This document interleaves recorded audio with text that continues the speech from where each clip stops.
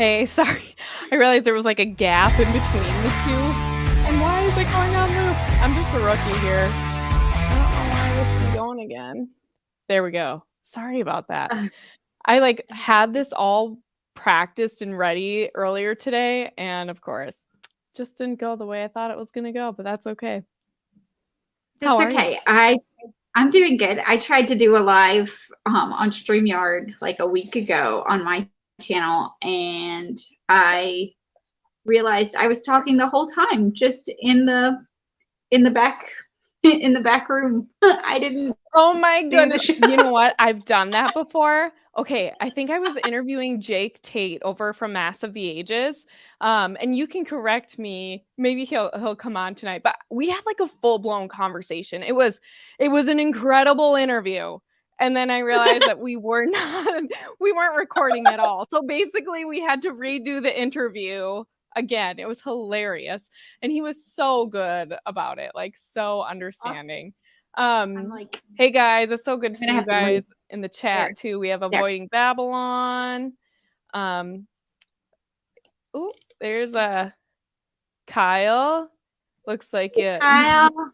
There we go. Margot knows Jake, of course. It's so good to see you guys. And of course, Mac of the Ages from time to time. It's good to see you guys. Thanks for joining us for our first installment of the Assent on the Meaning of Catholic. My name is Angela Erickson, and you may or may not know me from Integrated with Angela Erickson. If you're looking, you're going to have to use that whole line, which is the only reason why I say it, because sometimes people will look for Integrated, but there are like 30 million Integrated. So that's where you may or may not know me from. And we have with us, of course, the moderator aficionado, Halley Martin, right? Also known as Hallelujah. Yeah. Yes. Hi, I'm Hallelujah. I help with Meaning of Catholic and moderating, and Reason and Theology with moderating, and Matt Fred with moderating, and pretty much if you need a moderator and you're Catholic, I'll help you with that. Yeah. She's everywhere. Sometimes I'm like, man, how do you do it all in a day? Like it's incredible to me. And you just, you're so good. Like I can't keep up with all of that stuff. And it just amazes me, people who can. And I know we've talked about this, like you can speed read through stuff. And like I can, but I must not be able to do that the way that you can. Well, and my other thing is I usually catch it like 10, 15 minutes late, and that way I can do like 2.0. I can like listen faster. Oh, yeah. Yeah. Awesome. So I don't have to catch the whole thing, but yeah. And for anyone wondering, I have had like a pounding headache all day. My baby, Veronica, my normal sidekick, she'll probably show up at some point. She's basically my co-host for everything that I do, but she did not sleep last night. And so I've just had this pounding headache. So if you see me drinking something, this is a hot toddy. We have a cold coming through our house. So I'm just wanting to throw that out there. And Halley also grabbed herself an adult beverage. So we're just enjoying a drink tonight, and we're gonna talk about the liturgy. And we knew that this topic was going to be, I don't know, kind of a tough one to start with, of all the controversies in the church right now. This one probably takes the cake. Mac, I promise you, this is not an inebriated show. I told you somebody was going to say that. That's a nice nickname. And Hope, I won't tell anyone if you have a hot toddy. But anyway, so what are your thoughts coming into this discussion? Because I kind of have an idea of how I think we should start this, but do you have anything to add before I sort of talk or move forward about like what the next I want to make it clear that we are friends. So we are having a conversation. This is not a debate. This is not a cat fight, as someone said it was going to be. This is two friends having a conversation about why they prefer certain forms of the liturgy, and like why it's reasonable and beneficial for some.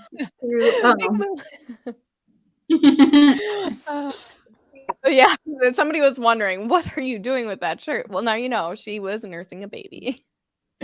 Oh, Kyle, you came here for the violence? Well, we'll have to see. No, it was so funny. Somebody earlier today wrote something about this conversation being peaceful, and I said, I heard that even peaceful protests do have some violence these days. I mean, well, it's not going to be like it's definitely not going to be like a leftist peaceful protest. No, I don't think either one of us are lighting anything on fire. Like I said in our last introductory episode, it's super quick, where we kind of explained, if you missed it, go back, find that from a couple of weeks ago. But I said, this is not going to be like the Catholic view. There's not going to be like mudslinging. I'm definitely the kind of person that loves to steel man other people's arguments. And I think that's just an approach that we should have in general when we're talking to other Catholics, anybody really, but especially as Catholics, like, we're on the same team. And I feel like sometimes within the liturgy wars, we forget that because we're so passionate about this. And Hope puts, those are the kinds of cocktails that Hope is grabbing, the Molotov cocktails. I'm just kidding. And so anyway, we're going to talk about this. And I think both of us have pretty strong feelings on the liturgy. Maybe me less strong. I mean, I do go to a Novus Ordo. I want to be fully upfront about that. I am not an only TLMer. But to be honest, I'd be fine if the Novus Ordo didn't exist. Like, that's where I stand on it. And so, but I say that as someone who goes to a Novus Ordo. So just want to be very clear about that. So I'm going to approach it kind of from that perspective, and just be really honest about that. So for anyone wondering, if that means you need to take away my trad card, that's fine, because I will subject myself to a Novus Ordo. You know what I mean? Sometimes I feel like we're not even willing to have the conversation.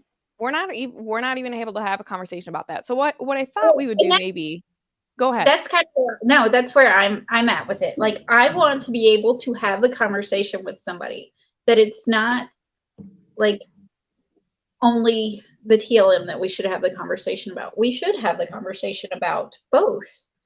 And that's kind of why I want to have the conversation. Yeah, exactly. And Enoch, I totally agree with you. Like, that's my perspective. That's not necessarily Haley's perspective, but I think sometimes we're all on the same team. Like, the goal is salvation. What is our job as Christians? It is to love. It is to know, love, and serve the Lord in this life and the next. That is our vocation, our ultimate vocation as Catholics. And so we have to keep that in mind. And I just don't find any sense in just attacking other people and going cutthroat on the issue, no matter how passionate you are, because if you are Catholic and you submit to the magisterium, you have to accept that this is where we're at right now, and that they are both licit and valid. I mean, not to say that every priest or every celebration is necessarily licit or bad. You're making my argument for me. I think we're done. Yeah. All right. We're done. But I just wanted to be very clear. I get it. That's the whole point of the show, is the assent. Like, we do assent to the magisterium, and I want to be very clear about that as well. I don't want anybody walking away confused from this. So kind of on that note, let's get started here just on what I kind of view the framework through which I look at this issue. And I see maybe two primary issues, possibly three. But the first one being, can the church make changes to the Mass? Is it can the magisterium do that? And you and I both agree, yes, obviously the church has the authority to do that. So it's not the first time it's been done, and they've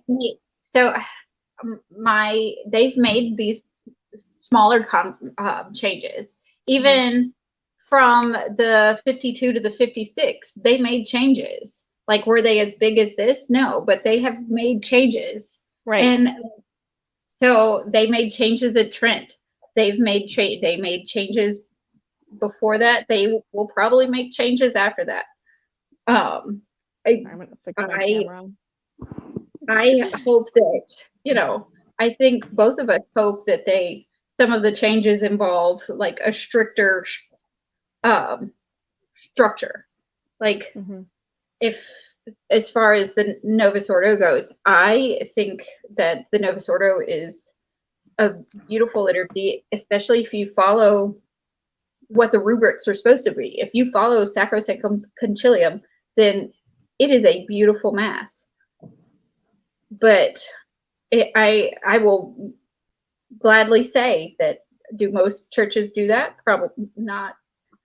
I don't know about most. I won't even say most, but I will say that there's enough of them that don't follow it to give it a bad name.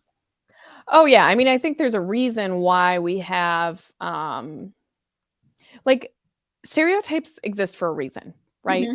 And that's because there is kind of this overall feel, and it has to do with the generation in which the post-conciliar changes happen, right? This generation of priests and religious sisters and, like the typical boomer thing, there is I would say the generation, like our generation and the generation coming up, they're making it better. I would say. I think there's definitely that's kind of how it goes, right? Like you have sort of this shift. The pendulum is always swinging, right? Yeah. And so we are naturally going to see that pull back because things got so out of control. I mean, here's a story that I'll share. A very dear friend of mine grew up going to a horrible archdiocese. I won't name which one, but it is here in Minnesota. And he can recall being at a conference and the priest was wearing this Technicolor chasuble with a mohawk. He had a mohawk. And as they were preparing, they had nuns running down doing liturgical dancing and ribbons and stuff and leotards during the mass. And at the Eucharistic prayer, they stopped everything and they decided to have people who were delivering pizza bring out pizza so they could have an actual meal together before they received Holy Communion. And it's like that kind of stuff. It's crazy. Like, yeah, I still remember the day he told me that story and I just was like, how is this even possible? And that was kind of probably at the time when I was starting to think more about the liturgy, because I grew up going to Novus Ordo. I thought the Latin Mass was just the Novus Ordo in Latin, like a lot of people. I didn't realize that it was completely different. So I'm a convert, and I converted in through the Novus Ordo, which, honestly, if you look at most people do, that's like, it's a small number of people that convert in through the TLM. It's just, it's a growing number because the mass is growing, but it's still a small number. Yeah, and I guess I would say, even on that note, that's not necessarily an argument that, that's not, to me, a good argument for supporting the Novus Ordo, right? Like, because the TLM just there isn't as much of it, right? Like your Novus Ordo is going to be at more parishes. You know what I mean? So it's not, that's where I would push back on that and say, yes, but there's these confounding factors, right? Yeah, no, and I agree that it is smaller. So like if we were to compare, we don't really have anything to compare, like, because it is smaller. So that would be an interesting study to see if like the same number of Novus Ordos compared to TLMs, like who comes in more to which. That would be a really good. Who stays, because I think even maybe Rob pointed out, over on Avoiding Babylon, he kind of pointed out that about 50% of converts are out of the church within a few years, which is true. No, it is totally true. Yeah, and which is why too, when you get like a brand new Catholic coming in on the scene and they're talking, like very talking headish, like they're out on Catholic social media, they're talking about their conversion and pretending, I shouldn't say pretending, but like going out as if they're an authority in the church because they converted and chose to be Catholic. I always say, wait, wait how they've settled in their faith, and that zeal, that initial fire has kind of petered out a little bit, and you just kind of see where it lands. And too, I wanted to mention this, Enoch. I think you're actually kind of right about this. I do think that Novus Ordo parishes are more involved in corporal works and mercy. That's just been my experience as well. But partly, I do believe that that's because in a lot of cases, people are traveling long distances to get to that TLM because it's not as accessible. And so you just don't have as much of a community in that area.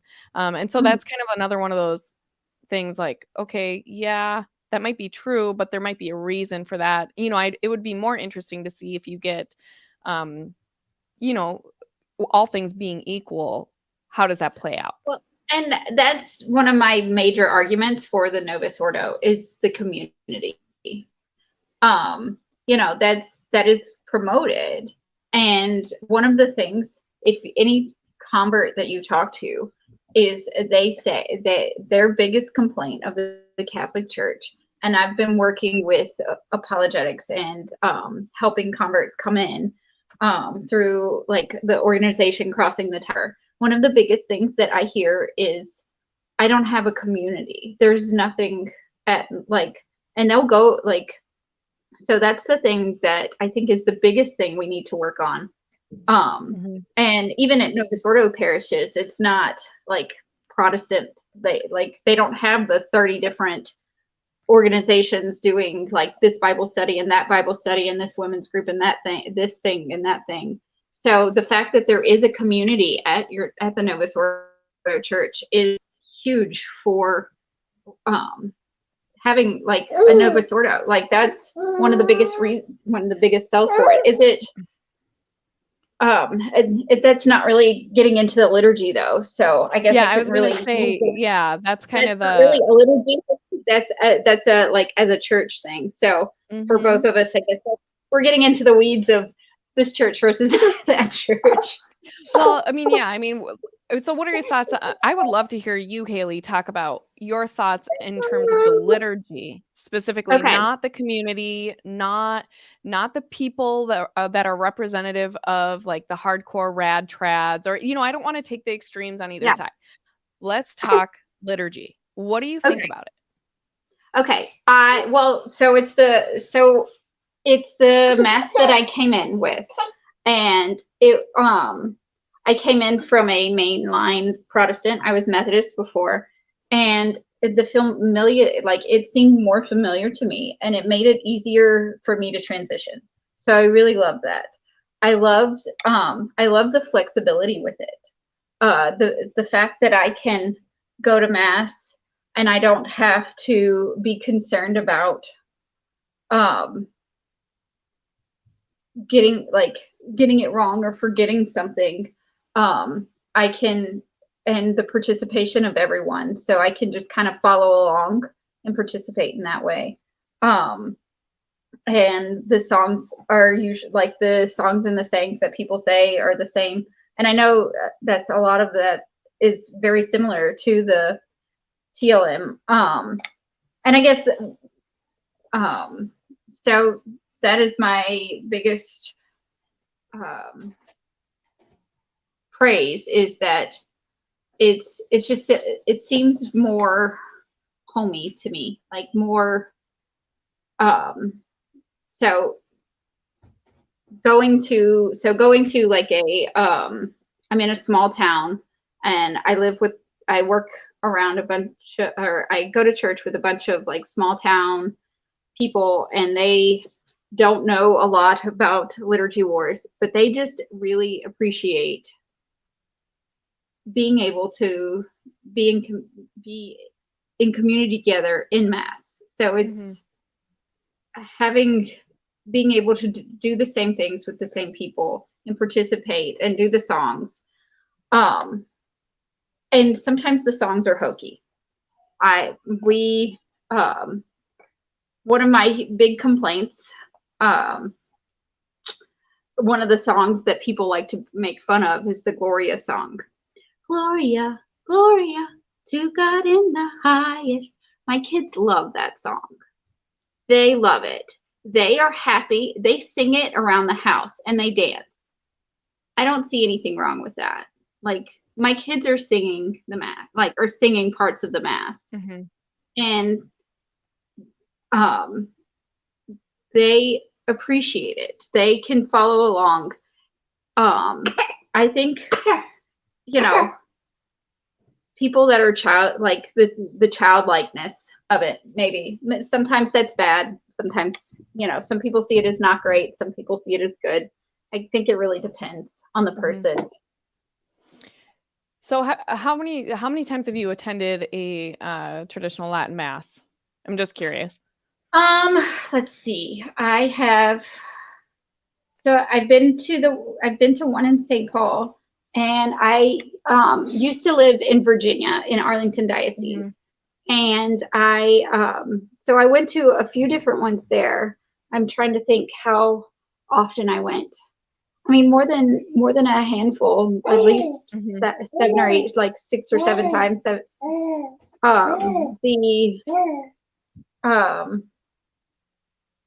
yeah, because sometimes the TLM was more convenient timing wise, so I would go. It wasn't so, and that's another thing that I have found is interesting. I never even realized that, like, when I was in Arlington, because it was so convenient to go, like, you could go to the Novus Ordo or the TLM. It wasn't really a liturgy war thing, because there were so many around that, like, I was just like, oh, which one is more convenient timing wise? And so I didn't realize this was a thing until I moved out to Wisconsin. That's so funny. Yeah, in Wisconsin, that's hilarious. So I'm trying to think. When I first was exposed, I actually I resisted traditionalism. And again, I wouldn't even say necessarily I'm a traditionalist. I just love and have an affection for the traditional Latin Mass. I do kind of feel like it was I think I feel the way a lot of Catholics do who are drawn towards it, in that I almost feel like it was this hidden gem, and that I lost some of my heritage in a sense. Like, and that's where I think the thing about the Novus Ordo that's so striking to me is just how jarringly different it is from the traditional Latin Mass. And that's why when you come back, I mean, I'm actually not surprised that you as a Protestant coming into a Novus Ordo felt so comfortable there, because Protestants were there helping develop the traditional Latin Mass, or I'm sorry, helping develop the Novus Ordo. I mean, they were invited into that process under the guise of ecumenism. So I know I have heard this before. They were invited to observe, but from my understanding and from what from the scholars and the people that I've talked to, they weren't allowed to contribute. They were there, they witnessed, they spoke their piece, but they didn't actually contribute to the development. Right. Well, if they're speaking their piece and they're giving feedback on it, I mean, that is a form of involvement, right? And the Lutheran churches now do look very similar. Their liturgy looks very similar in some ways. Okay, so but the chicken, I guess, is that a chicken or the egg conversation? Like, did the Lutherans start following the Novus Ordo after? Somewhat, yeah, sure. I mean, I think somewhat. But there was agreement, I think, between the two of them. I mean, and there's no doubt. I mean, I've listened to Lutheran theologians talk about how they were involved in the Second Vatican Council or the post-conciliar stuff, you know. I don't think that there's question so much about that. Maybe we could debate, and neither of us would really know all that well what the extent was, you know. It's like, we can talk about it, but how much, we weren't there, you know. Exactly. But there is no doubt that the liturgies are quite similar between some forms of Lutheranism and the Novus Ordo, right? So I'm not surprised that you felt at home, or at least more comfortable easing into Catholicism that way. That's more or less the point I was making. Because there's just no doubt that there's similarities there, and they can be quite striking, right? No, and they can be. I don't know if the similar, like, if that's a bad thing though. Is it? I mean, it is a thing, but is it bad? I mean, I guess it depends on, well, a few different things from my mind. Like when I think being Catholic is something very distinguished, especially given its 2,000-year history. And so the more we try to capitulate and be more like these other groups, I mean, I don't know why you would want to be more like the world, but I think that's something that also is what is a draw for traditionalism, or at least the traditional liturgy, is that it is so different. And it's like you walk into a different world. And that's why for some people it's very jarring. Like you walk into a traditional Latin Mass. I mean, I remember my first traditional Latin Mass. It was on the Feast of the Immaculate Conception. I remember being like, whoa, this is so weird. Like it's beyond my comprehension because I didn't know anything about the liturgy. That had not really been imparted on me in any meaningful way. I'd read quite a bit on the Novus Ordo at that point, but I had really put off even going to a TLM because, the friends that I had that were encouraging me to go, were pushing really hard. And my disposition, if someone is going to try and pressure me into something, is to resist and like not be nice about it. That's just the kind of person that I am. So it took a long time for me to get to a place where I was even really genuinely, sincerely open to going to the TLM. And I found that the more that I went, the more desire I had to attend that, because it was so different than the world. It was less noisy, for example, and there was more silence in it. And I feel like, that's a benefit to the TLM. I mean, that is, you can pray how you want to pray. And, we always forget to talk about what is the economy of grace and how does that operate? What does active participation look like within our understanding, our Catholic understanding of the economy of grace? Because it's not always doing the things, but uniting yourself in prayer. And how does one do that? Well, and I think, so as far as that goes, there are different levels of prayer and different kinds of prayer. So me praying and singing along with my kids is a form of prayer. Sure. It's not, and maybe it depends on where you're at in life. I know we're both moms and we both have active, loud children. I appreciate that I don't have to try and make my kids be quiet. And I know that that's not going to a TLM, because I have been to some more reverent Novus Ordos where there is more quiet and there is more silence. And I think that flexibility is one of the benefits as well. There is such a spectrum of Novus Ordos. So I, on a regular basis, one of the main churches I go to has a quote, guitar mass. And my kids love it and they bop around and they appreciate it. It's not my cup of tea, but I can also go right up the road to another mass that has enough incense to make the fire marshal come. And that's my parish. It is. I love it. We had 9 altar servers last week and tons of incense. Yeah, it was great. As Jeremiah, they don't have the potato sack Sally, and as Jeremiah Bannister likes to call them. There's a spectrum in between that, where the Novus Ordo calls for a lot of Latin to be said. And how often is that the case where you're it depends. I honestly think it depends on the diocese, because in Arlington it used to, the mass that I went to every Sunday, they did all of the the things that people said were said in Latin almost every Sunday. The church I'm at now, that's not the case. But I can go into St. Paul's, into Stillwater, or into River Falls. I'm dropping names I shouldn't be.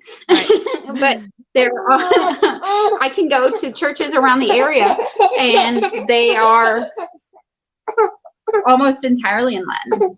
Like, the singing is in Latin, the priest faces ad orientem, that flexibility. So people who appreciate that can go to that. Well, what do you think then about, I'd be interested to hear your thoughts on this too. Like, what do you think about this notion of appropriateness and transcendental beauty within the context of the Mass? Because, one thing, and this, I kind of wanted to talk about definitions, but, if we talk about Mass being the solemn act of ultimate worship, worship, really is just love, honor, and adoration that we give to God alone. And we've kind of talked about like levels of prayer, but there are different types of different types of prayer, like praise, like singing. Often singing would be like a form of praise. Thanksgiving, petition, atonement. But the liturgy really is the public worship of God. And how do we do that in a way that acknowledges the solemnity of that which we are engaging? Okay, kind of that lex orandi, lex credendi type thing. Like, there is I agree, there is a right way to worship. But I also think that I'm surrounded out here by a bunch of farmers. And what they think is good and what brings them closer to Christ would not be Gregorian chant.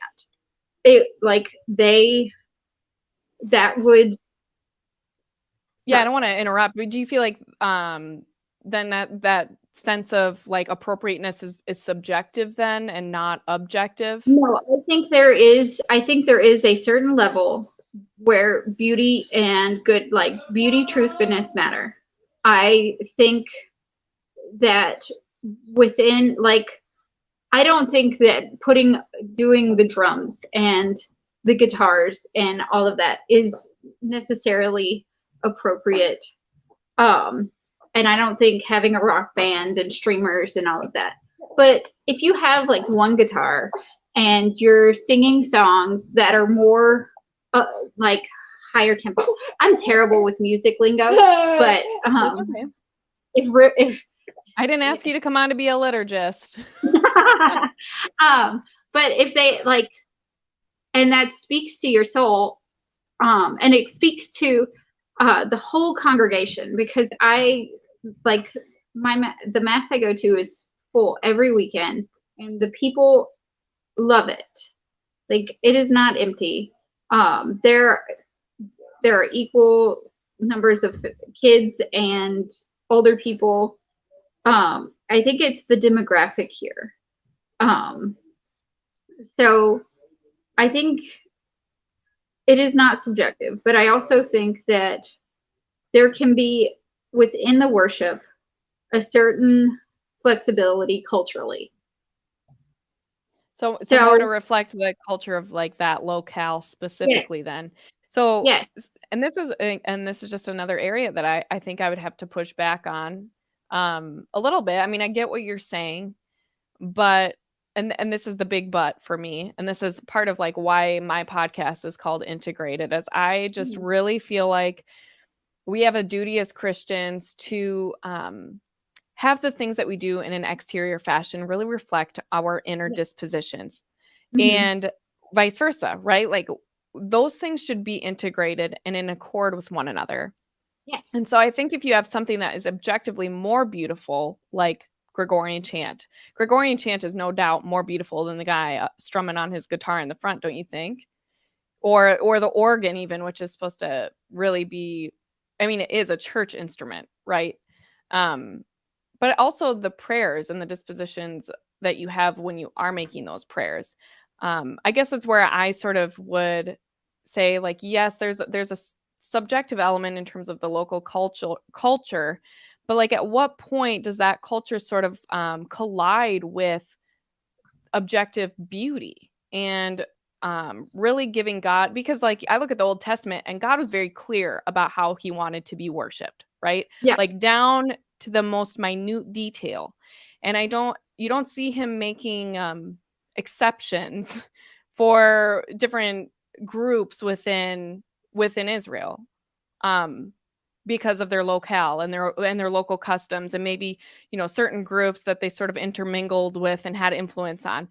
In fact, God was very clear that they not intermingle, not intermarry, that they maintained their own customs and lived and worshiped him in a particular way.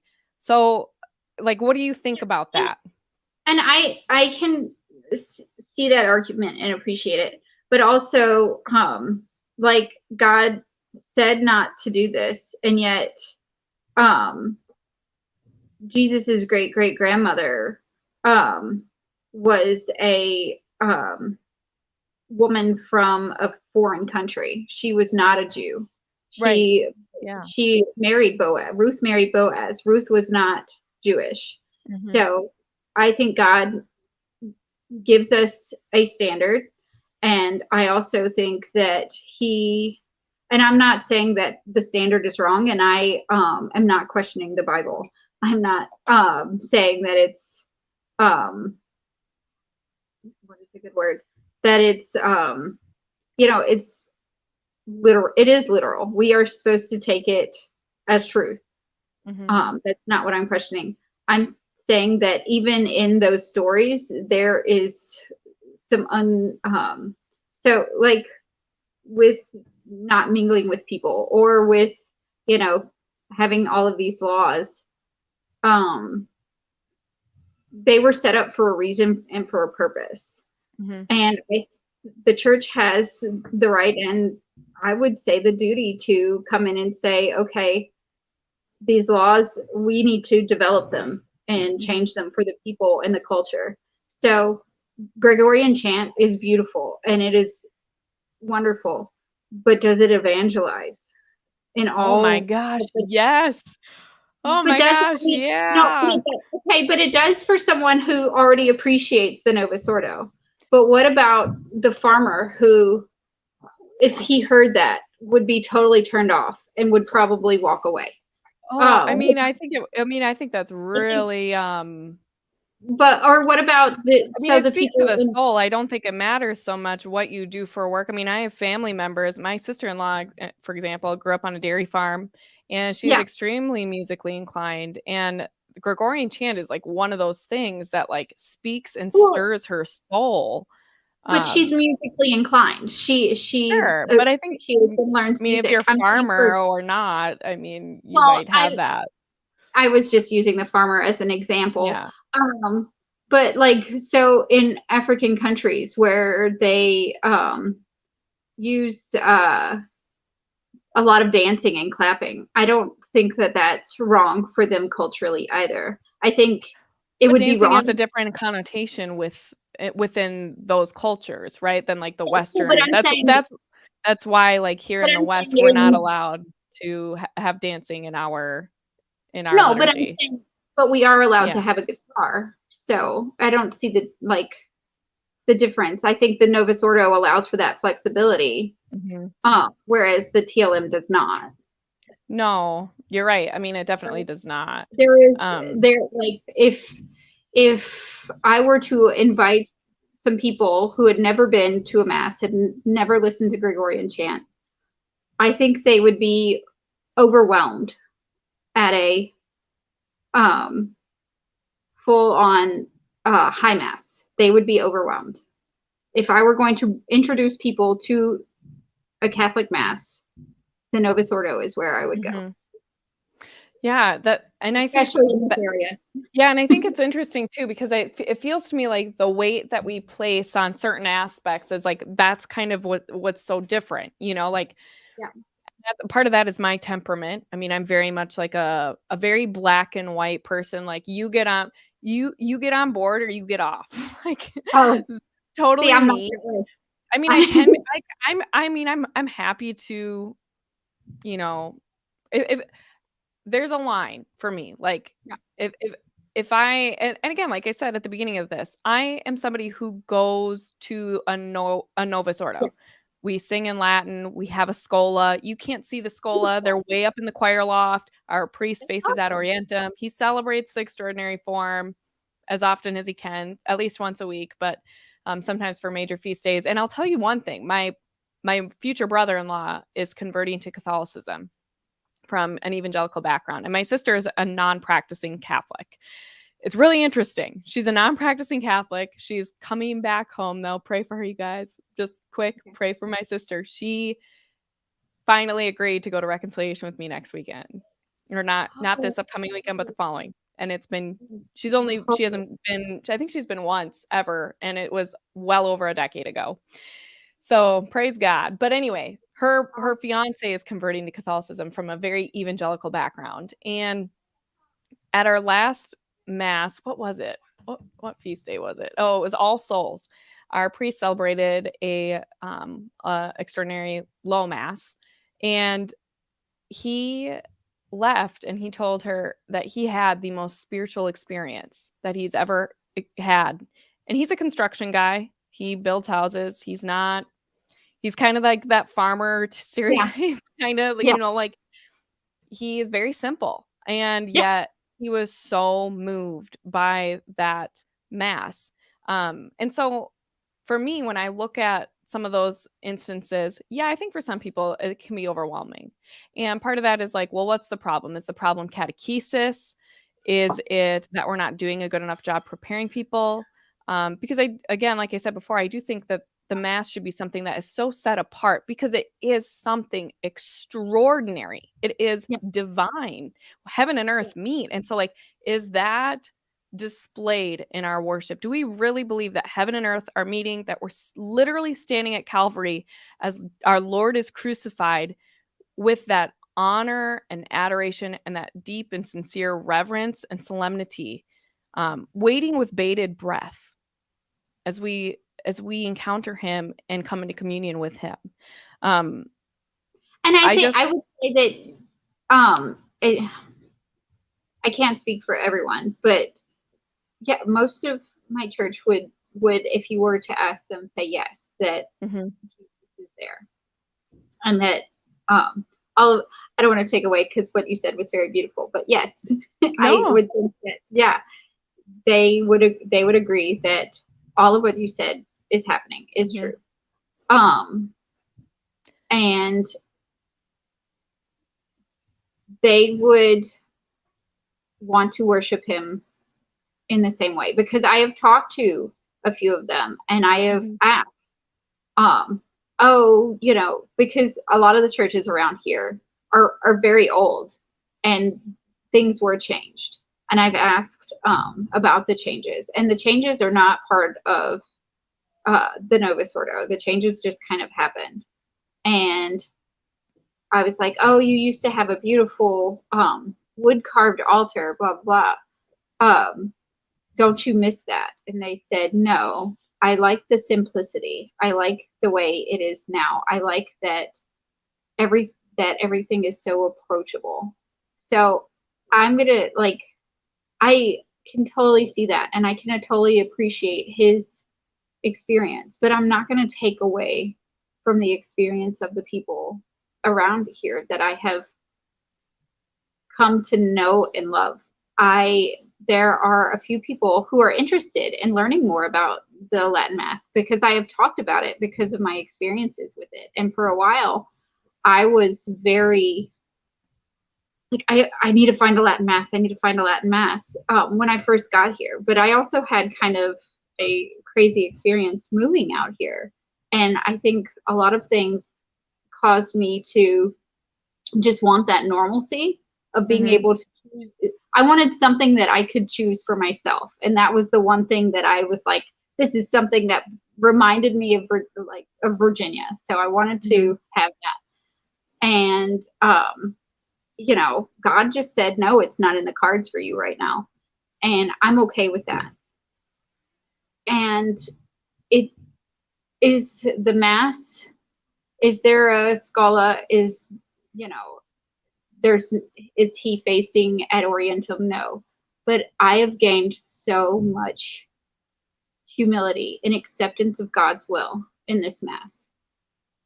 I have grown to understand that there are people in all of these Masses that are there to worship God to the best of their ability.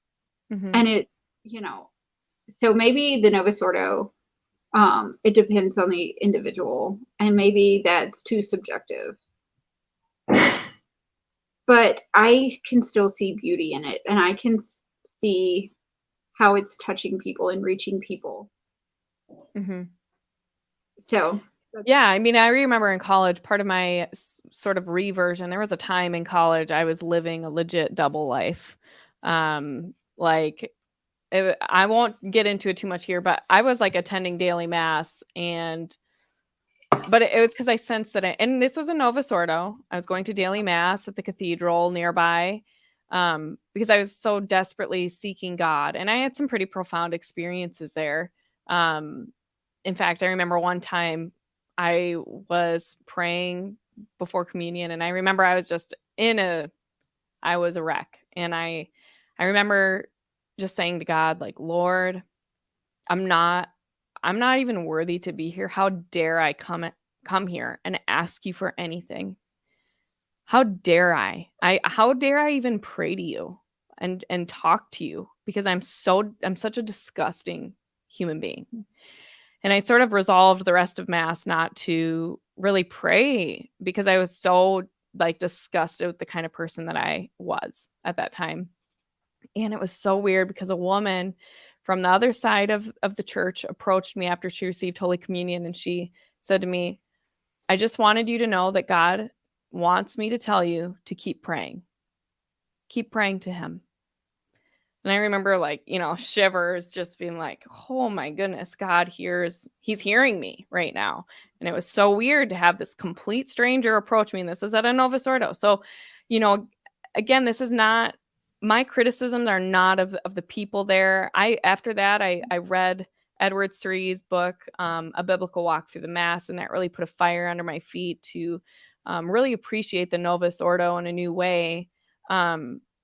And so there was a layer there, but then the layers peel back, and as I continue on my faith journey, I just find so much more spiritual depth in the traditional rite, in the extraordinary form. And that's why I felt almost angry when I learned about it, because I just felt like here I was in this state, and like, yes, I can see that the Lord uses what's at his disposal, right? Like, he uses the Novus Ordo, he uses broken, fallen people, he uses harlots, in sacred scripture to bring about his will. But that doesn't mean that was what he intended. He permits it. It's his permissive will. And again, we Assent, the magisterium has made this licit and valid insofar as the priest is properly ordained and he's celebrating it appropriately within the rubrics. Okay.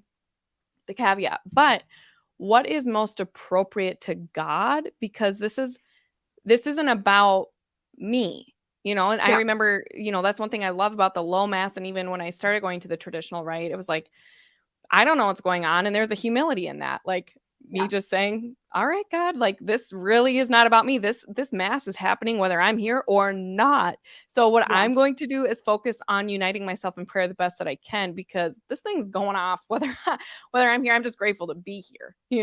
It's an honor. What do you think about that? I think that is a beautiful experience, and I can totally relate to a lot of what you said. I think a lot of my anger came from the past 2 years. I was also very angry, and I was, I moved here during the stuff that happened. The years that shall not be named. I'm like, how do I say this without saying? Oh, we're gonna get flagged.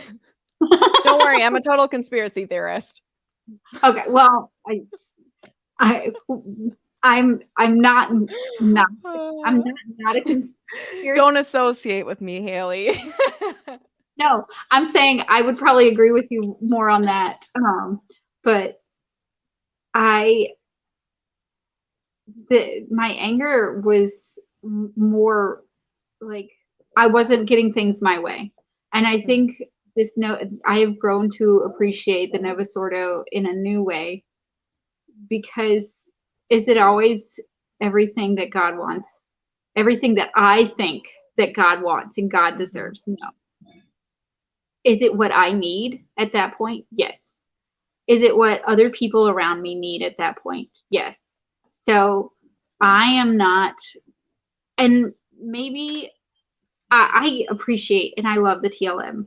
And I know it is a beautiful and good mass, but I'm not willing to say at this point that it's less. It is not in any way less. It is equal in all ways. And, God is still worshipped to the best of the people there's ability. And could things be done better? Yes, but you could say that at a TLM too. I mean, it really, I think it depends on the celebrant. Like if this priest is up there and he's giving it his best and he's trying to evangelize his people and catechize his people at a beautiful Novus Ordo, I'm not going to take that away from him. Mm-hmm. So, I am not taking away from your experience and I'm not disagreeing with you, but I think the Novus Ordo can be just as beautiful and just as reverent for people. Mm-hmm. Yeah. Well, I think we should probably wrap it up. I think I've said most of my thoughts on it. I mean, I think I had a whole list, but my list is it's funny. I have kind of a list too, a little bit. But I mean, I think we can continue to like go through it and give our criticisms and stuff. But I think it's important. You kind of are in the lion's den a lot, and I appreciate that. I know that's not easy right now. Of course, I still think the TLM is objectively better. Yeah, that's fine. That's my perspective, and that's fine. That's like the beauty of us having this conversation, right? But I guess that is my takeaway from this is it is beautiful. Mm-hmm. I'm not trying to take away the beauty. Me saying that the Novus Ordo is beautiful is not taking away. It's kind of like the Trinity. Me loving Jesus does not take away from God, and me loving God, like they're both valid masses of the church. I'm not taking you're away approaching it more of like a both and rather than an either or. So yeah, which is very Catholic, by the way. I think there are a lot of things in Catholicism that are very much both and not necessarily either or.